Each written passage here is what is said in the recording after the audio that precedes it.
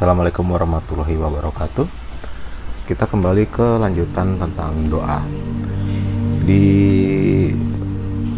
rekaman sebelumnya kita tahu ada 4 jawaban doa: ditolak, diganti, ditunda, ya dikabulkan.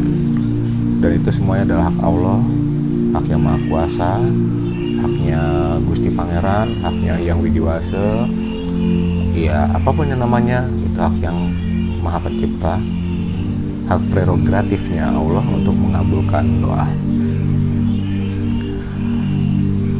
Di mendekati akhir kemarin kita bahas bahwa doa atau ibadah itu bukan untuk menagih harapan. Kan saya udah ibadah ya Allah, sekarang saya minta kabulin dong doanya.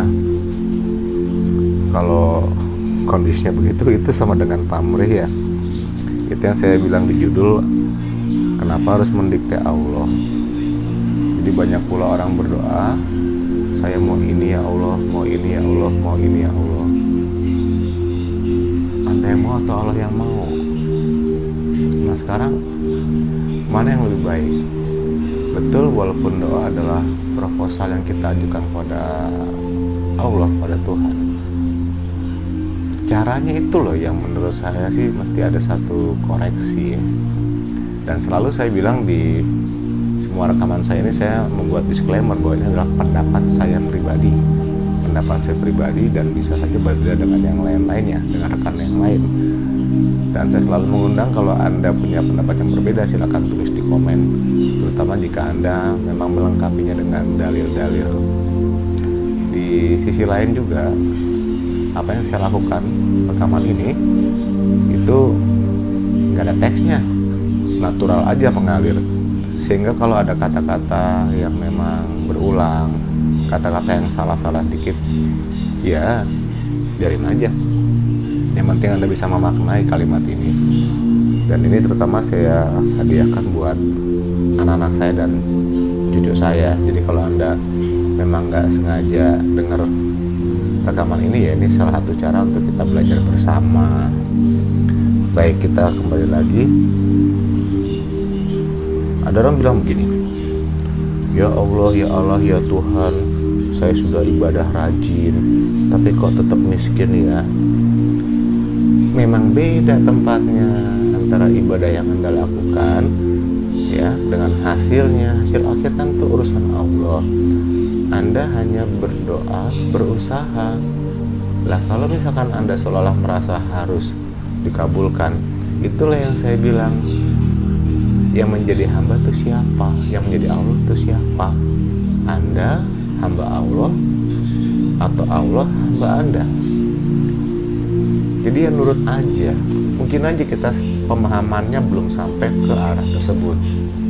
Yang saya maksud di sini, betul bahwa kita minta apapun juga karena Allah Maha Kaya, Sang Maha Kuasa, Maha segalanya.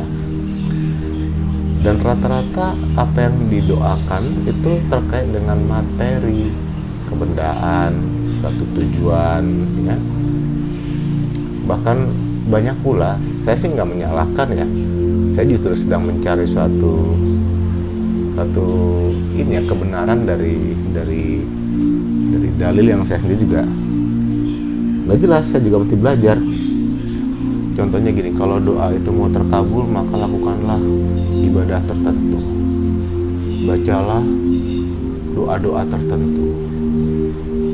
Saya bingung, di tahapan tertentu kadang-kadang doa itu tidak lagi berbentuk kata-kata yang bagus, kata-kata yang dirangkai dengan hafalan-hafalan yang semua orang melakukan seolah-olah sama. Menurut saya setiap orang mempunyai kebutuhan dan harapan yang berbeda-beda atas doanya sendiri. Saya sih nggak bilang bahwa semua harus sama. Syukur-syukur kalau memang ada satu case yang hampir sama, lakukanlah dengan doa itu. Tapi yang anehnya, mayoritas orang itu berdoa mintanya dengan keterkaitan materi, minta mobil, minta rumah, minta uang, terus contohnya lagi minta supaya hutangnya lunas. Lah kalau gitu kenapa berhutang ya? kan kebutuhan segala macam, ada kebutuhan A, kebutuhan B. Ya, di tahap nanti Anda akan ketemu dengan satu istilah, bedakanlah antara kebutuhan dengan keinginan supaya ekonomi Anda bisa rapih, bisa aman, bisa selamat. Kalau kita ngikutin keinginan kita terus, hasrat terus, seperti di rekaman sebelumnya, karena di kepala kita ini banyak ditunggangi oleh hasrat, karena panca indera ini melihat semuanya lalu mulai membandingkan, dan ujung-ujungnya seolah-olah kita selalu merasa kekurangan. Padahal kita nggak tahu bahwa kondisi yang saat ini yang kita jalanin adalah yang terbaik menurut Allah, menurut Tuhan.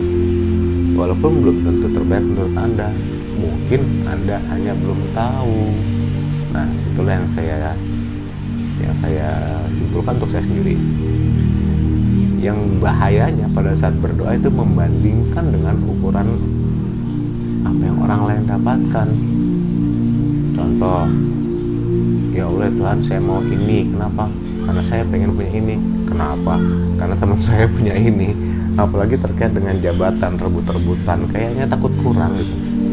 Nah, di sisi lain juga tadi kan kita udah bahas bahwa Allah memang maha kaya. Doa rata-rata umumnya terkait dengan materi. Di sisi lain, doa yang sebenarnya adalah untuk kedamaian hati, ketenangan jiwa, ketentraman pikiran. Pada saat kita berdoa kepada Allah, ya itulah yang diminta, kedamaian, kebahagiaan, ketenangan, berkah. Seperti yang di awal rekaman saya mengucapkan begini, saya kirim doa ya buat Anda. Apa tuh? Semoga selamat, rahmat, berkah Allah selalu menyertai Anda. Nah, kebanyakan orang nggak tahu bahwa itu lain katanya adalah Assalamualaikum warahmatullahi wabarakatuh. Doa.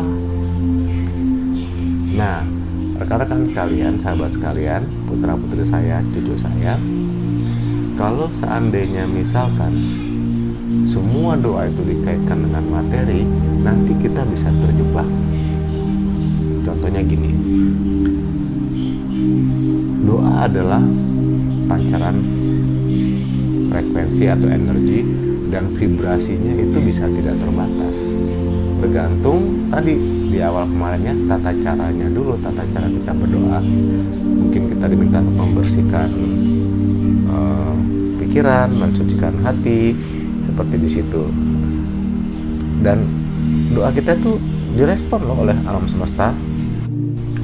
Bukan berarti alam semesta yang harus menjawab doa Anda. Rutenya adalah apa yang Anda ajukan, proposal ajukan kepada Allah, maka hak Allah pula yang akan mencukupi kebutuhan Anda, doa Anda melalui alam. Alam itu bukan hanya yang seolah-olah gunung, laut, bukan. Setiap dari Anda itu adalah bagian dari alam.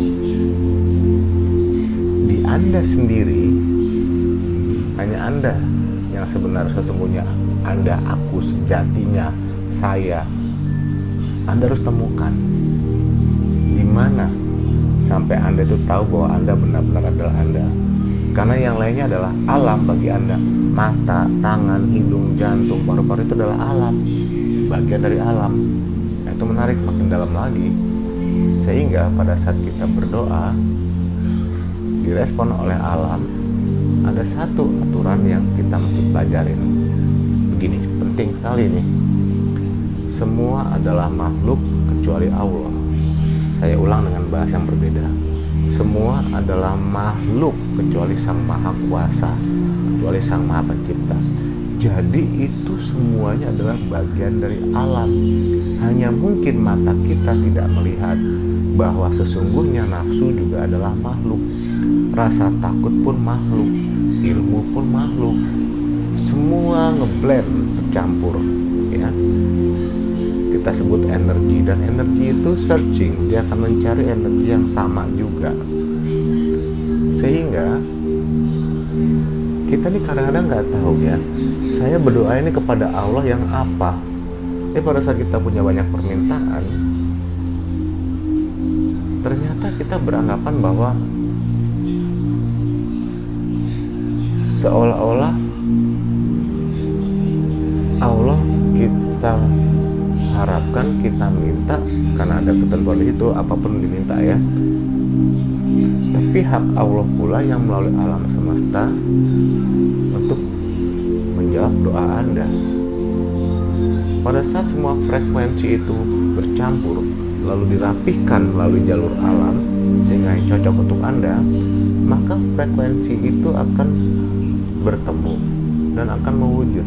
Nah yang menariknya adalah mewujudnya itu ada yang berbentuknya materi, ada yang berbentuk kedamaian, ketenangan ya.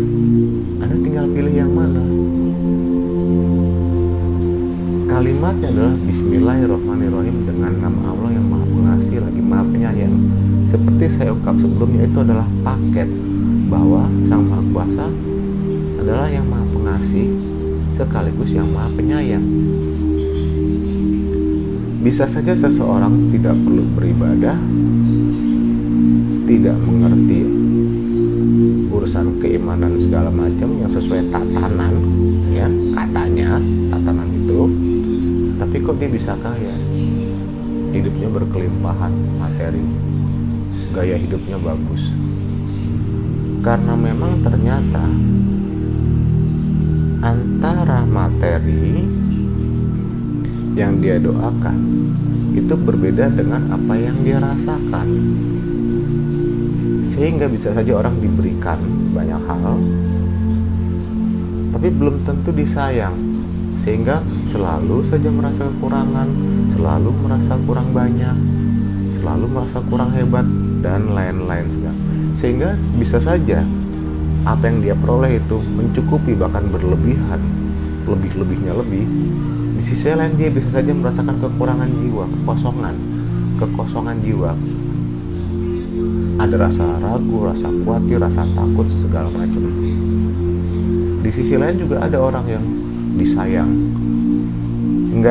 materi itu nggak dicukupi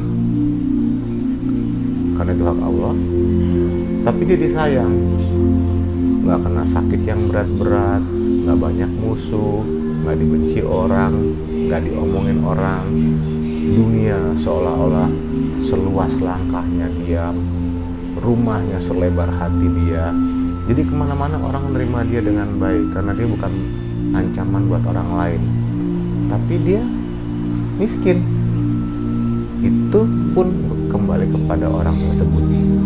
Di kedua posisi tersebut selalu ada kesempatan bagi sang iblis untuk menghembuskan hasrat.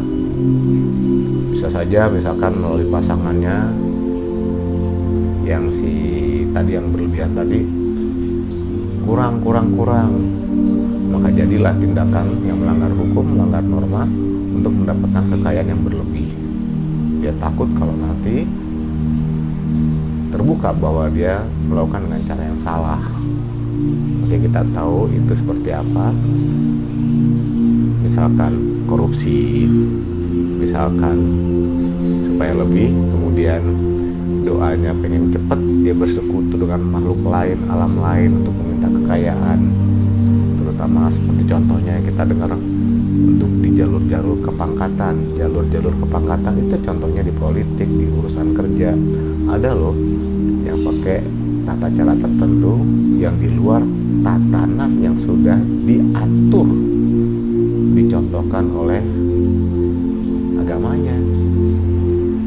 Datang ke dukun, datang ke paranormal, sah-sah aja, padahal dia berdoa, tapi dia mengutamakan materi itu yang dia tuju. Contohnya seperti itu. Di sisi lain, yang kekurangan tadi, ada ujian juga bagi dia. Bisa saja dia siap, tapi pasangannya belum siap. Kok kita kekurangan terus ya? Bagaimana kalau kita coba? Nah, udah mulai itu. Kalau cobain dalam hal yang baik, fine. Nah, yang dikhawatirkan kalau mencari atau mencoba untuk menambah income dengan cara yang bertentangan dengan norma, bertentangan dengan hukum. Nah, itu dia. Jadi kita minta, emang itu yang di sini tuh yang kalau boleh paket, kita diminta untuk menyadari paket itu disayang juga, dikasih juga. Apa itu? Justru pada saat kita berserah diri itulah kita akan merasakan yang namanya dikasih sekaligus disayang. Karena kita tidak menuntut berlebihan, kecuali keikhlasan. Kita terlalu sering banyak mendengar ya, bahwa ada istilah dulu ya, mangan orang mangan, yang penting ngumpul, yang penting silaturahmi, yang penting hubungan baik, yang penting terjaganya kekeluargaan. Iya, itu adalah filosofi dari orang Jawa. Kebetulan saya asli Jawa ya. Tapi di tempat lain juga seperti itu. Nah, kalau kita lihat dewasa ini, orang banyak sekali berlomba-lomba untuk menjadi lebih. Pertama mencukupi kebutuhannya dulu, lalu pada saat itu sudah, lalu bertambah kepada keinginan. Hati-hati, kebutuhan telah terpenuhi akan berubah menjadi keinginan baru. Dan anehnya, seseorang itu akan jauh lebih dihargai kalau dia mempunyai kelebihan ekonomi, ketinggian pangkat, ketermasyuran. Jadi beda mata orang lain. Jadi dengan tidak sengaja tercipta suatu ukuran-ukuran tertentu.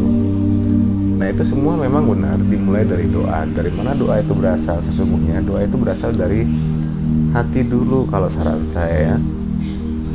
Nanti yang urusan dunia akan ikut. Maksud saya begini, Anda boleh mengajukan doa dengan bahasa yang bagus, yang indah, tertata rapi. Syukur-syukur kalau Anda pun memahaminya secara benar, secara jujur. Ingat, setiap orang mempunyai kebutuhan yang berbeda-beda, maka gunakanlah bahasa Anda sendiri. Sejujur-jujurnya, sampaikanlah proposal Anda kepada Sang Maha Kuasa tentang kebutuhan Anda sendiri.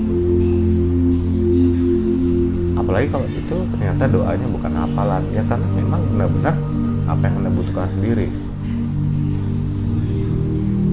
Kalau kita tinggal kembali yang sebelumnya, Sang Maha Kuasa pencipta bahasa. Jadi dia tahu bahasa apapun, bahkan tidak berbahasa pun Allah tahu. Memang Anda pernah dengar kalau rumput berbicara seperti apa, kupu-kupu berbicara seperti apa, cacing berbicara seperti apa, ikan berbicara seperti apa, tapi mereka semua berdoa. Ada yang berdoa, ada yang mengagungkan nama Allah, melakukan pujian, memberikan pujian-pujian kepada Allah. Itu punya bahasa yang berbeda-beda. Kita kembali lagi, ada beda antara membaca doa yang tadi yang saya bilang ya, dengan mewujudkan doa. Di tengahnya itu ada faktor ikhtiar, upaya, usaha. Sebanyak apapun keinginan Anda, sah-sah saja. Setinggi apapun impian Anda, sah saja. Tolong diimbangi dengan usaha atau upaya yang searah. Terlalu banyak orang mengucapkan doa yang bagus-bagus. Di sisi lain, ada pertanyaan, dia berupaya nggak mewujudkan doanya sendiri?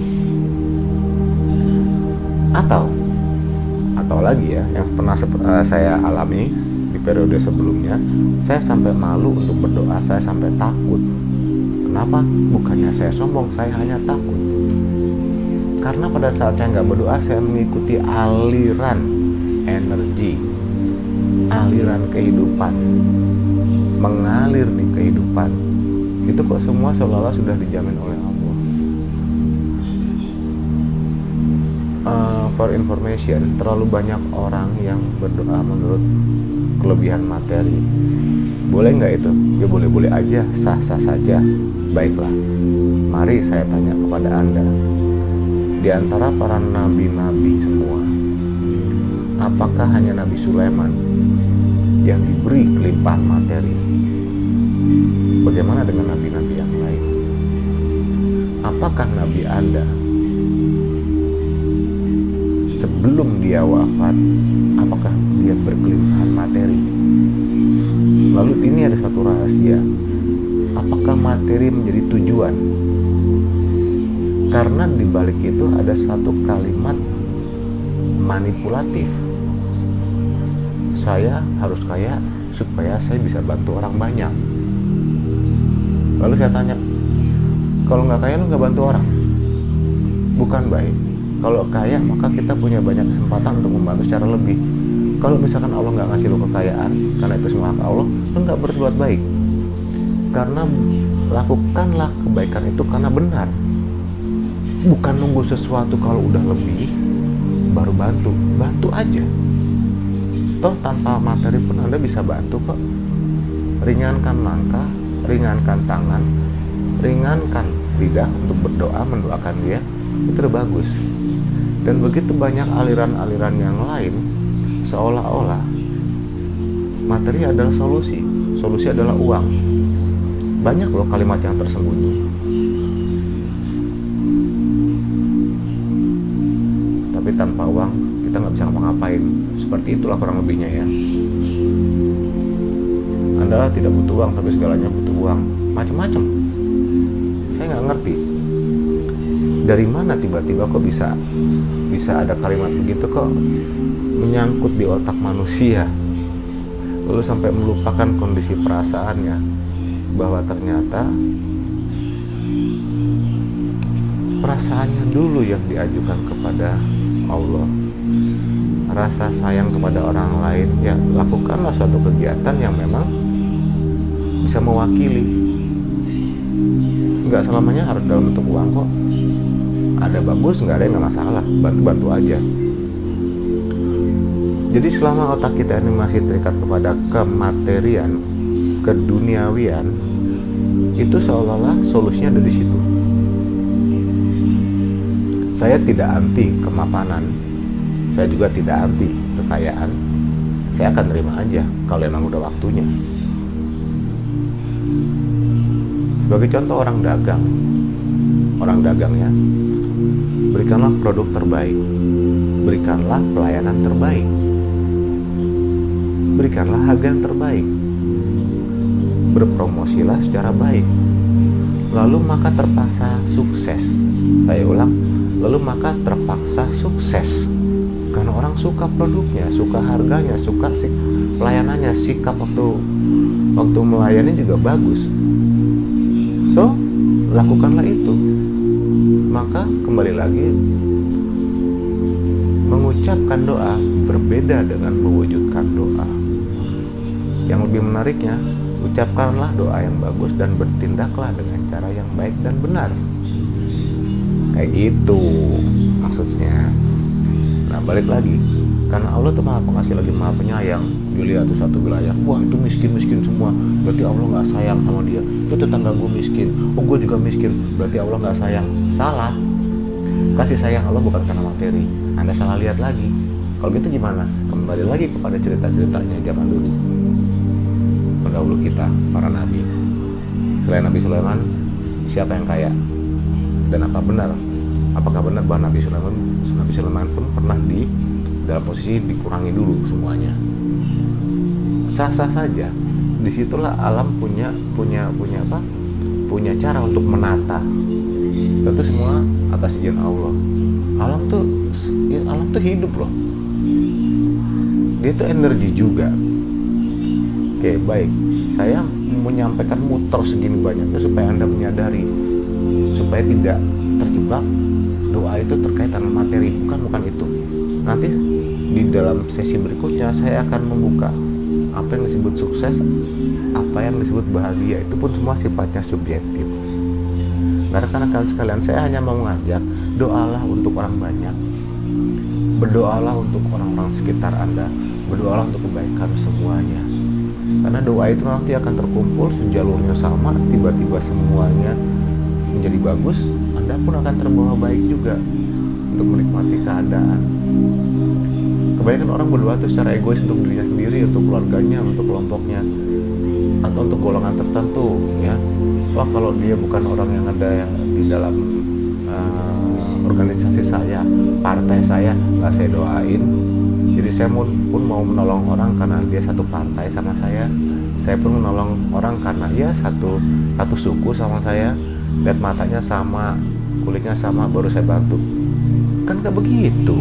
Jadi kalau masih ada yang begitu, coba koreksi. Jangan-jangan Anda sudah terjebak. Di mana keikhlasannya? Memangnya Anda pikir semua yang Anda miliki punya Anda? Ayo, saya cuma punya satu pertanyaan, tolong dijawab. Apakah nafas berikutnya adalah milik Anda? Nafas doang loh, gratis tuh. Kalau nafas berikutnya bukan milik Anda, lalu sebenarnya Anda tuh punya apa? Ya, saya ajak Anda untuk lebih aware terhadap apa yang Anda miliki. Baik Anda yang kekurangan maupun berlebihan, sadarilah bahwa itu semua karena Allah yang berkehendak. Betul Anda udah berusaha, tapi kalau misalkan Allah gak kasih, kenapa? Emangnya itu juga hak Allah. Tiba-tiba ada orang datang, ya Allah saya udah ibadahnya begini tapi masih susah aja. Karena memang berbeda tempat antara ibadah ya dengan rezeki, terutama rezeki ya. Oh Tuhan ya Allah, saya udah berdoa begini, udah menjaga sikap begini, tapi kok jodohku jauh amat. Ya lain, Anda udah mewujudkan doanya belum? Apa itu? Sudah coba berusaha untuk bersosialisasi kah dengan orang banyak, terutama dari lawan jenis? Sudah memperbaiki sikap kah? Sudah memperbaiki penampilan kah? Cek dulu. Ya Allah, saya pengen ujian saya nilainya bagus. Ya belajar. Kan nggak cukup dengan doa yang kita lantunkan kemudian kita diam-diam aja. Saya rasa nggak begitu deh. Di satu sesi tertentu pada saat Anda sudah berdoa, ya dengan keikhlasan, badannya ngikut gerak hati yang diarahkan oleh Allah. Tahu-tahu nyampe aja tanpa Anda pernah berpikir ulang. Loh, kok iya ya? Gak usah mempertanyakan doa yang sudah Anda kirimkan. Itu sudah menjadi hak alam dan hak Allah. Jadi gimana? Jalanin aja kehidupan Anda. Proposal Anda sudah Anda ajukan kok. Tinggal nanti pada saat keputusannya terserah Allah. Tapi ajukan dulu proposalnya sebagai doa. Kalau gitu boleh berdoa? Boleh. Yang saya maksud di sini tidak perlu memaksakan kehendak bahwa Anda harus dikabulkan. Itulah yang saya maksud bahwa Anda tidak perlu berdoa untuk mendikte Allah. Kenapa? Karena pertanyaan di awal adalah Anda hamba Allah atau Allah hamba Anda. Anda dalam rencana Tuhan atau Tuhan dalam rencana Anda. Itu yang saya maksud. Oke. Ada yang bilang bahwa doa itu adalah senjata. Maksudnya apa? Ya kalau Anda berdoa, ya, terutama kepada orang-orang yang gak suka, doakanlah kebaikan buat mereka. Itu jadi senjata Anda. Kalau Anda pernah disakitin sama orang lain, itu jadi senjata Anda. Doakan saja dia, lalu kembalikan ke alam, biarkan alam yang ngurus dia. Kenapa Anda harus repot-repot mengotori tangan Anda? Balas dendam atau sejenisnya, gak perlu, biarkan saja alam yang akan ngatur. Karena buku laporan kehidupannya itu milik masing-masing orang tersebut. Kalau Anda dendam, berbalas dendam, sama. Udah terlalu banyak kita dengar ya, pembalasan dendam, berbalas dendam. Habislah semuanya, menderitalah semuanya. Jiwanya setidaknya nggak tentram, nggak tenang. Karena suatu saat dia tahu bahkan ada hal yang sama atau pengulangan sejarah lagi. Hindari dendam ya, karena di situ iblis punya peluang besar untuk menggelincirkan Anda. Baik, coba doakan mereka yang bersalah di masa lalu.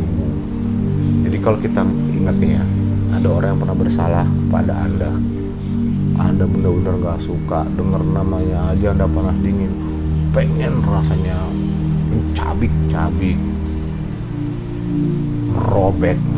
Ya lakukanlah dalam doa, divisualisasi aja, diimajinasikan aja, gebukin dia, gedebak, wah, injak dia, gedebak, yang kasar kata-katanya, lontarkan, udah gitu Anda visualisasikan lagi,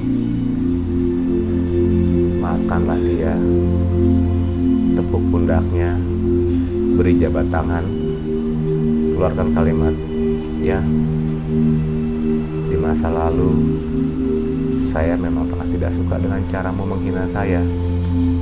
Saya memang pernah tidak suka dengan caramu memarahi saya, menghardik saya, merendahkan saya, dan lain-lainnya. Tapi itu masa lalu. Sekarang saya maafkan kamu. Lalu izinkanlah dia pergi dari bayangan masa lalu Anda. Setiap kali bayangan kebencian itu datang, lakukan hal yang sama. Anda boleh pukulin dia, gedebak, tapi jangan beneran, kan hanya batas imajinasi. Lalu doakan dia, lalu jabat tangan dia, izinkan dia pergi, lalu maafkan diri sendiri. Maafin ya Allah, saya telah memvisualisasikan diri dia, saya kasarin, saya bersikap kasar pada dia, maafin. Tapi saya lega, setidaknya dia tidak melakukan apa-apa kepada orang itu. Kenapa? Anda doakan supaya dia juga tenang, damai. Ingat teman-teman, kalau kita memaafkan masa lalu, kita memaafkan orang lain, maka jiwa Anda merdeka, jiwa Anda menjadi lebih tenang. Maafkanlah masa lalu siapapun dia, baik dari lingkungan keluarga, orang terdekat, teman-teman kecil, masa kecil, atau lingkungan kantor, atau mungkin pasangan Anda, atau mungkin putra-putri Anda, atau bahkan mungkin orang tua Anda, saudara Anda, siapapun, maafkanlah. Karena masa lalu itulah yang membentuk kita jadi seperti sekarang ini, jadi lebih sadar, supaya tidak arogan. Kurang lebih seperti itu. Doakan orang yang di masa lalu yang telah menyakiti Anda. Begitu pula doakanlah kesulitan-kesulitan hidup di masa lalu. Supaya apa? Supaya tidak terjadi lagi di masa depan. Maka mintalah perlindungan Tuhan supaya terhindar dari kondisi masa lalu. Maksud saya gini, yang realnya ya, masa lalu itu sudah milik alam, sudah haknya Allah. Kembalikan aja semua ke sana. Kalau diungkit-ungkit terus, Anda akan hidup dalam masa lalu, penuh kekecewaan. Balikin aja, lalu hadapi kondisi saat ini. Kondisi yang saat ini Anda jalani adalah yang terbaik menurut Allah, walaupun belum tentu baik menurut Anda. Begitu juga di masa lalu, kejadian di masa lalu itu adalah yang terbaik menurut Allah, bukan menurut Anda. Kenapa? Misalkan pada saat Anda dihina segala macam, jadi Anda lebih sadar diri. Sekarang Anda lebih mengerti mengenai tujuan kehidupan. Belum tentu orang yang menghina, menyakiti Anda itu mengerti. Lalu doakan saja supaya dia menerima hidayah. Itu. Baik, kita kembali, doakanlah masa lalu, doakanlah orang-orang yang pernah bersalah. Saya mau bahas lagi sedikit lagi ya. Kondisi saat ini itu kita selalu dalam dua jalur informasi yang kadang-kadang bertolak belakang, tapi harus Anda selaraskan ya. Kita berdoa kadang-kadang pakai logika, minta ini perhitungan. Doa kita itu perlu matematika, 1+1 sama dengan 2, seperti itu ya. Maunya tambah-tambahan, bagi-bagian. Enggak, kenapa kalau bagi-bagian ntar gue kurang? Enggak begitu ceritanya. Yang saya maksud adalah berdoa menurut logika. Kita selaraskan dengan berdoa menurut kolbu adalah berdoa sebaik-baiknya, meminta ini minta itu boleh, tapi ingat kembali ada 4 jawaban. Hindari kecewa kalau belum terkabul, hindari kecewa kalau ditunda ataupun kalau ditolak, dan hindari terlalu berasa senang kalau dikabulkan. Hati-hati ya, tidak semua yang kita kira baik ternyata baik, jadi harus ada waspadanya. Kenapa? Karena setiap hari kan kita bertemu dengan masalah baru. Sebabnya apa? Karena ada orang yang rewel, minta supaya doanya dikabul. Ya udah, katanya nih bahasa saya ya, dikabulin tapi nggak diridoi.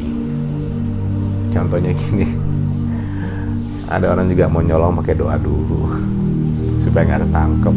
Minimal pada saat Anda mau ujian, kayak saya dulu mau nyontek aja berdoa supaya nggak ketangkep. Udah tahu nyontek minta hasilnya bagus, dan kacaunya memang hasilnya bagus. Aneh kan, belajarnya nggak maksimal tapi dari nyontek.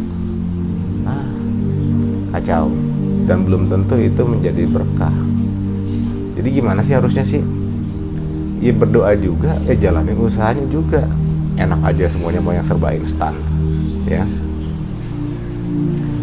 Jadi doa yang sebenarnya kalau kita selaraskan antara logika dan kolbu, hati kita, emosi kita, perasaan kita adalah berdoalah minta ketenangan, berdoalah minta kelancaran, kemudahan, berkah, karunia, dan lain-lain yang terkait dengan rasa damai Anda, rasa tentram Anda, rasa tenang Anda, rasa bahagia Anda. Kalau itu sudah Anda nikmatin doa yang seperti itu, materi itu ada atau nggak ada, Anda akan tetap bersyukur loh. Iya, ada ya bersyukur, nggak ada ya bersyukur juga. Kenapa? Karena udah memahami bahwa doa tidak selamanya harus terkabul. Lihat keempat jawaban doa tadi. Karena di kondisi tertentu kita akan ketemu dengan kata bahagia. Yang saya mau bahas di sesi berikutnya, saya kasih bocoran ya, boleh ya. Bahagia adalah menerima tanpa membandingkan. Jadi kalau kita udah mulai membandingkan, maka akan mulai terbuka pintu-pintu ketidakbahagiaan, pintu-pintu ketidakpuasan karena membandingkan. Ya, bandingin ke bawah dong, ke yang kekurangan, jangan bandingin ke yang atas terus. Next, ada lagi terkait dengan bahagia. Mengapa Anda sibuk mencari bahagia, padahal Anda berada di dalam kebahagiaan itu? Pada saat Anda sibuk mencari bahagia, biasanya akan ketemu dengan ketidakbahagiaan karena ada unsur pembanding tadi. Sehingga saya selalu menggunakan kalimat yang pertama. Lu bingung kan yang pertama yang mana, karena udah banyak banget ya. Balik lagi ke satu cerita bahwa tidak ada penderitaan di dunia ini. Confirm. Tidak ada penderitaan di dunia ini karena Allah Maha Pengasih lagi Maha Penyayang. Jadi kalau Anda merasa menderita segala macam, kembali lagi ke kalimat pembuka, Bismillahirrahmanirrahim, dengan nama Allah yang Maha Pengasih lagi Maha Penyayang. Kan semua agama juga mengajarkan kasih sayang. Jadi memang itu bagian dari sifat kemarahan Allah yang ada dalam hati Anda, kasih sayang. Anda dikasih kok, disayang kok, Andanya nggak sadar. Ya, teman-teman, kalau kita tulis hidup, life, ya, LIFE, di tengah-tengahnya itu ada if. Nah itulah yang nggak buat kadang-kadang tuh buatnya nggak bahagia. If itu kan adalah jikalau, andaikan, ya, LIFE, life, tengahnya ada if-nya. Saya akan bahagia kalau uangnya banyak. Saya akan bahagia kalau istrinya cantik. Saya akan bahagia kalau suaminya ganteng. Saya akan bahagia kalau mobilnya baru. Saya akan bahagia kalau rekeningnya banyak. Saya akan bahagia kalau rumahnya besar. Saya akan bahagia kalau anak saya sekolah begini. Semua if, andai. Maka sebenarnya kita tidak disarankan hidup dalam angan-angan. Ya, jalanin aja yang saat ini ada dengan rasa syukur. Sebenarnya pada saat Anda mengirimkan doa, sebenarnya nih, kalau Anda yakin ya, terutama kalau itu doanya bukan hafalan ya, wah itu terus hafalannya, begitu lagi ya. Kalau doa Anda jujur, itu udah terkabul loh. Bukan materinya yang terkabul, rasa damai, rasa tentram tuh langsung. Kenapa? Ya karena Anda langsung berkomunikasi, mengajukan permintaan kepada Sang Maha Kuasa. Sang Maha Kuasa mah seneng kalau ada orang berdoa dengan cara yang jujur, asli, ya. Lalu jangan Anda gerecokin dengan doa di pertanyaan, kok belum terkabul ya Allah, kok belum terkabul, sabar aja. Ya teman-teman, coba ada satu lagu, jangan Anda simak terlalu dalam ya, karena bisa jadi maknanya beda. Tapi ambillah judulnya, buka lagunya Bon Jovi, Living on a Prayer, hidup dalam doa. Itu enak, beneran. Hidup dalam doa tuh enak. Kenapa? Di level tertentu doa itu nggak dalam kata-kata lagi loh, udah melebur jadi energi. Jadi apa? Doa itu rasa tenang, rasa damai, rasa bahagia. Nggak ada materi lagi sebenarnya ya, kalau Anda memahami living on a prayer tapi hidup dalam doa. Anda hidup dalam doa Anda. Setiap langkah Anda merasa tenang, rasa damai, rasa bahagia. Sudah. Kalau ada orang berkecukupan, berkelebihan, itu hak Allah untuk dia. Maka doakanlah supaya dia lebih bahagia. Siapa tahu nular. Udah, begitu aja. Hindari buruk sangka. Udah berdoa begini, ntar kalau nggak dikabul gimana ya? Nggak terkabul gimana ya? Emangnya Anda yang jadi Allah? Kebalik, Anda hamba Allah, jadi ikutin aja maunya Allah. Ya. Oke, sampai di sini titipan pesan saya adalah hati-hati dengan doa. Bedanya sangat tipis antara Anda hamba Allah atau Allah hamba Anda. Karena sesungguhnya doa itu tidak harus mendikte Allah. Doa itu adalah ikut mengalir bersama rencananya Allah, menikmati setiap detik hidup, menikmati setiap hembusan nafas,